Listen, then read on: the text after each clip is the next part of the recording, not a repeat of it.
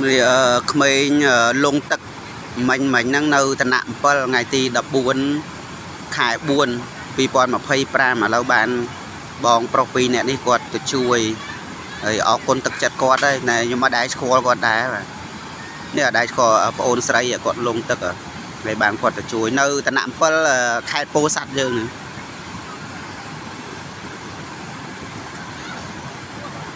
ណែគាត់ជួយមកដល់លើច្រាំង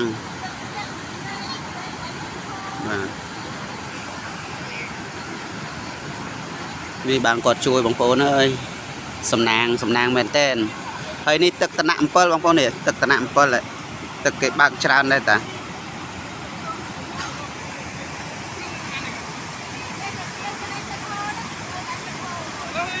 ហើយ